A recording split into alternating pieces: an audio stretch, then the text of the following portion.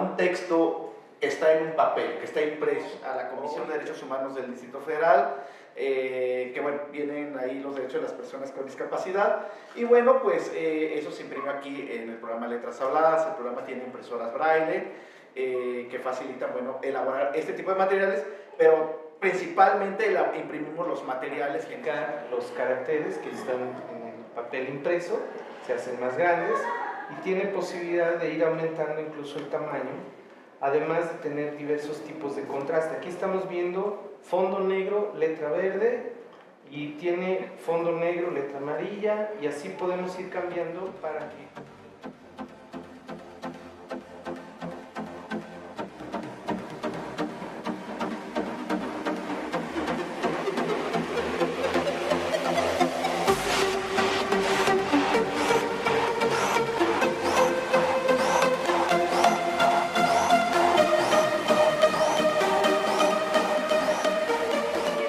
Plataformas o cualquier otro medio que permita el acceso de manera simple, sencilla y oportuna.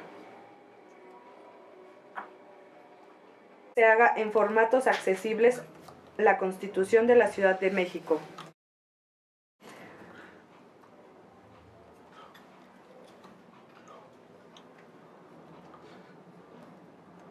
Por el derecho de acceso a la información pública.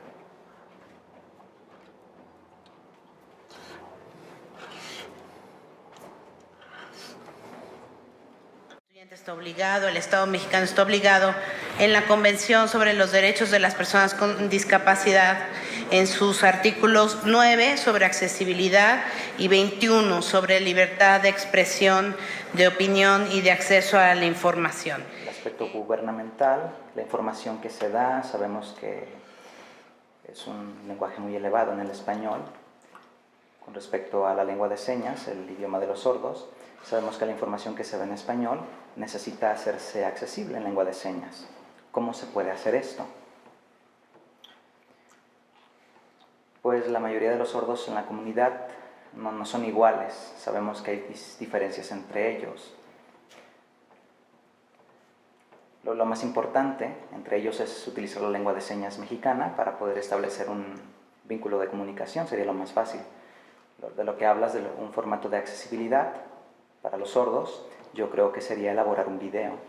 Para los sordos que se les dificulta muchísimo, les cuesta muchísimo trabajo leer el español, podríamos grabar un video en lengua de señas para que ellos pudieran ver la información, algo que se les facilite.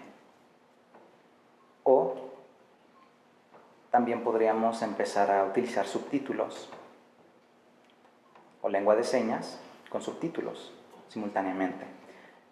El problema es la escolaridad muchas veces de los sordos. Los maestros también no saben muchísima lengua de señas, entonces los sordos tampoco saben escribir muy bien. Entonces les cuesta más trabajo. O a veces saben muy bien lengua de señas, pero no saben escribir español muy bien. Hay otros países donde este proceso ha sido mejor, el bilingüismo, la educación bilingüe. Entonces saben lengua de señas y saben escribir muy bien. Pero lamentablemente en México estamos un poco rezagados en ese aspecto. Sabemos que lo podemos hacer, pero vamos un poco rezagados. Entonces hay que meternos más en el tema de la educación bilingüe, pero mientras podría servir los subtítulos, podría ser también.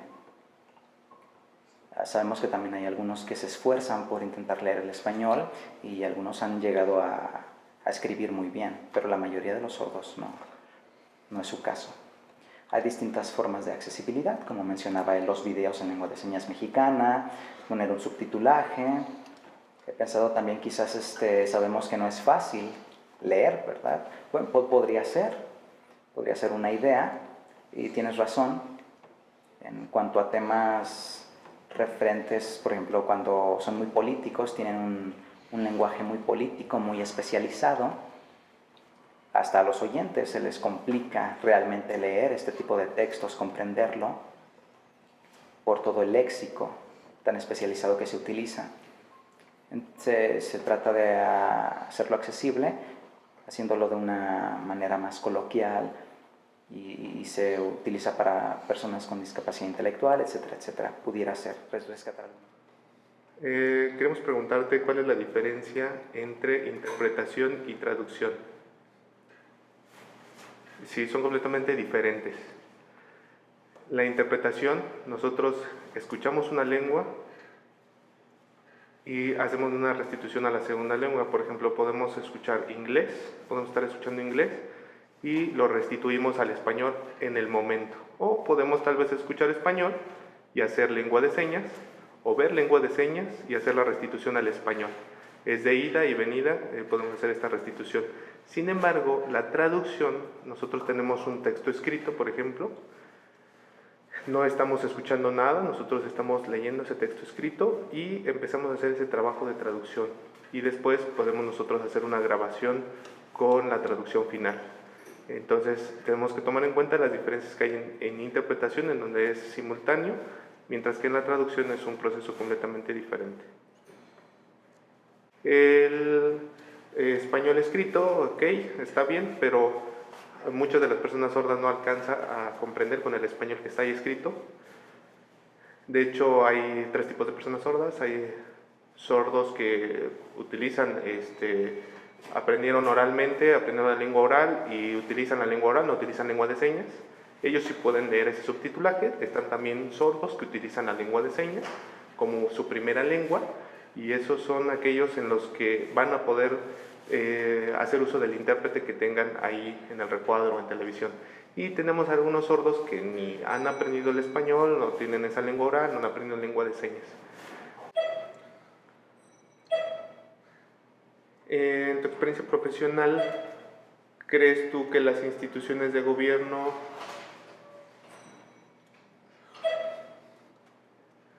ellos han avanzado en hacer accesible la información a personas sordas? Años atrás no había nada, no había intérpretes, no había inclusive ni siquiera español con subtitulaje. Ahorita es en donde se está corrigiendo y se están haciendo las mejoras en ese aspecto para que pueda fungir el intérprete. Sabemos que no en todas las instituciones hay, sí se tiene que todavía mejorar en ese campo, pero se está ahorita empezando apenas esas mejoras. Hay inclusive ya cursos de capacitación para intérpretes y se está dando, ya se empieza el uso del intérprete, y lo que queremos es que sea de calidad el servicio. Bueno, realmente faltan muchísimos. Yo creo que lo primero sería la Constitución Política de los Estados Unidos Mexicanos, la Ley General para Personas con Discapacidad. Faltan hacer traducciones de estas leyes, no las hay todavía. Hay algunas cosas que se han hecho y que está muy bien, pero sí sería más importante los documentos legales, que se tenga ya acceso a ellos. Es un derecho que todavía no está presente y que faltan por estar accesibles en lengua de señas mexicana. De que todas las personas tienen derecho a conocer sus derechos y sus obligaciones. Aquí de lo que se trata es que tanto sociedad como instituciones conozcan que deben de hacerlo en los formatos accesibles para que sea difundido y conocido por todas las personas que habitan el país. Aquí necesitamos un arduo trabajo de las asociaciones que conocen la lengua de señas mexicana y poder socializar que la ciudadanía conozca que las personas sordas en un 80-90% no conocen la lengua en español, y por ende tenemos que hacer este vínculo de también en coordinación con la comunidad de sordos, con las asociaciones y especialistas, ir formando las palabras de la lengua de señas mexicana que hagan accesible, en mi caso, el acceso a la justicia, que es lo que he estado impulsando y promoviendo para que las personas sordas puedan participar en la vida pública de México. La necesidad de crear nuevos intérpretes en lengua de señas mexicana, que toda la información se encuentre en formatos accesibles. ¿Qué es esto? Que haya fácil lectura para las personas con discapacidad intelectual, haya pictogramas también para que puedan conocer la información, ya sea en braille para los ciegos que conozcan el braille, porque no todos los ciegos también lo conocen, pero sí podemos generar la información en audio, subtítulos para las personas sordas que conozcan el español y ver que toda esta información realmente pueda llegar, que esto nos ha llevado a generar un glosario de conceptos en términos jurídicos, político-electorales y generar una constitución en formatos accesibles y de veras es disfrutar ahora la lengua de señas mexicana y difundirla para que más personas se puedan interesar en ella.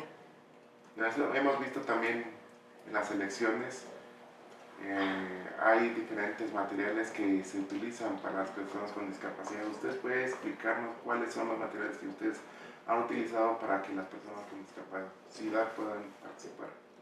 Ahí hay un abanico muy grande de ideas.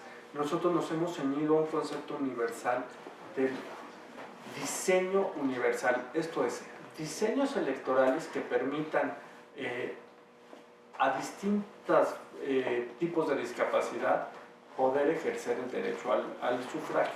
Tenemos, al ratito podrán ver el video, distintos materiales, distintas innovaciones que se hacen a los materiales que tradicionalmente usamos, que al hacer esa pequeña innovación lo hacemos accesible a distintos públicos. Por ejemplo, tenemos un sello X que sirve para que las personas puedan votar utilizando solamente el muñón de uno de los miembros superiores sin tener físicamente que escribir.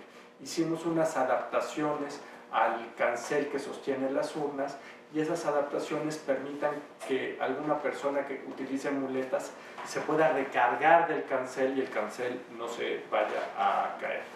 Las urnas, que es esto donde ponemos la boleta, tienen un relieve que permite encontrar rápidamente la hendidura a una persona que no pudiera ver y además dicen en braille cuál es el cargo que se está eligiendo. Con esto nos aseguramos que las personas que no puedan ver no vayan a equivocar y meter la boleta de diputado en la de jefe de gobierno, por poner un ejemplo. Desde hace muchos años utilizamos una mascarilla braille que se pone encima de la boleta electoral y entonces las personas ciegas pueden poner encima esa plantilla que dice los nombres de los candidatos o los números de las propuestas del presupuesto participativo e identificar ahí cuál es la opción que más le conviene y ejercer así su derecho al voto en secrecía. Lo que estamos tratando es de hacer innecesaria la persona que acompaña muchas veces a las personas con discapacidad. Existe ese derecho para quienes lo quieran tener, pero lo que nosotros queremos es generar las condiciones para que eso se vuelva innecesario. Pero debo de decirte que las innovaciones del instituto muchas de ellas pasan por los materiales electorales. Cosas tan simples como que hicimos que el crayón con el que se vota, en lugar de ser circular, sea triangular. Y eso evita todas esas caídas que a veces ocurrían. Está la gente votando, se caía un crayón circular y eso ocasionaba una dificultad grande a alguien que no se puede agachar a recoger. Otra idea que nos generó mucho entusiasmo es que nuestras sesiones de Consejo General sean transmitidas en lenguaje de señas mexicanas. Tenemos un intérprete junto a las sesiones de consejo para que las personas sordas que nos hagan favor de visitarnos o que nos hagan favor de ver la sesión a través de internet puedan estar al tanto de las discusiones, porque todo lo que estamos discutiendo en Consejo General con los partidos y entre los consejeros tiene sentido solamente si involucra a toda la ciudadanía.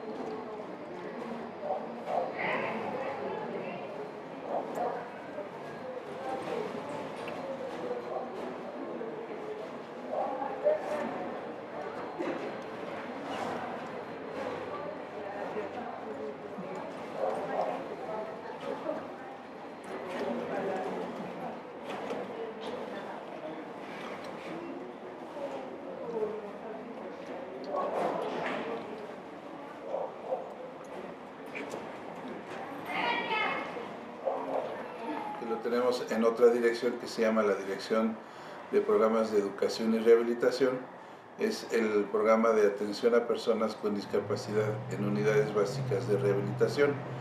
Aquí lo que sucede es que en la ciudad tenemos 7 unidades básicas de rehabilitación y un centro de rehabilitación, en el que particularmente lo que sucede es que las personas obtienen servicios de rehabilitación físico a través de una serie de elementos que particularmente les pueden dar terapia física, dermoterapia, hidroterapia, masoterapia y algunos otros elementos, y se complementa con acciones como esa atención psicológica, terapia del lenguaje, medicina general y algunas actividades que se organizan en los propios centros de orden cultural, de educación para el manejo de el cuidado de la alimentación, algunas otras actividades diversas. Este tipo de servicios tenemos otra actividad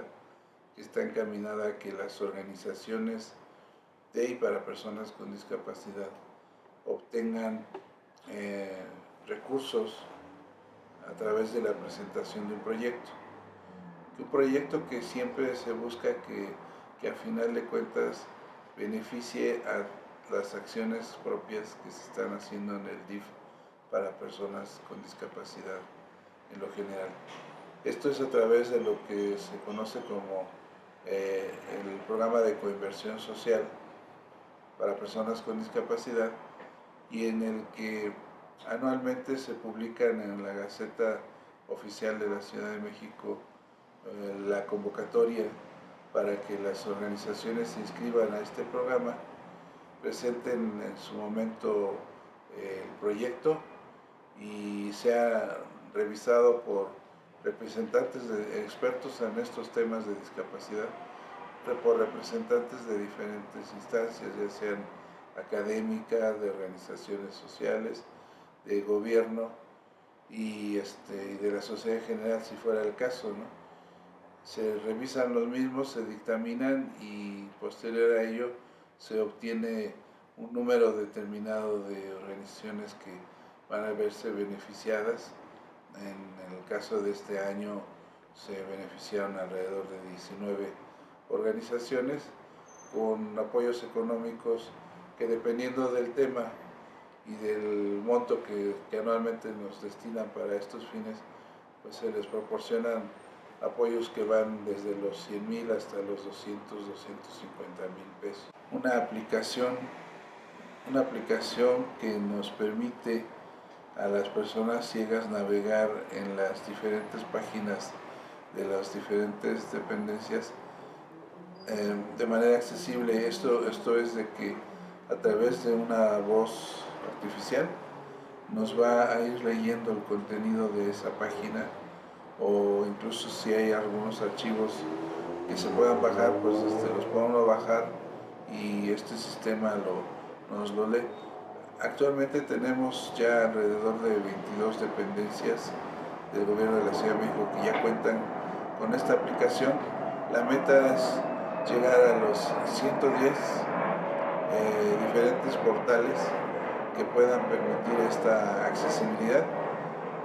Ya lo estamos haciendo, estamos ahorita en una etapa en la que las diferentes instancias públicas están generando nuevos diseños en sus páginas y de la mano estamos incorporando esta aplicación que en su momento se adquirieron, insisto, 110 licencias y que son las que hoy por hoy nos permiten dar un elemento de accesibilidad a la información para personas con discapacidad visual, también con discapacidad física, aquellas personas que no pueden mover con facilidad sus miembros superiores particularmente. También otra parte muy importante es el tema de transparencia. En la página de Independi vas a encontrar quién es el director, cuánto gana, cómo está estructurado el organigrama, cuántas juntas de gobierno ha habido, cómo se ha gastado el presupuesto, para que la gente sepa cómo se gasta el dinero público de todas las personas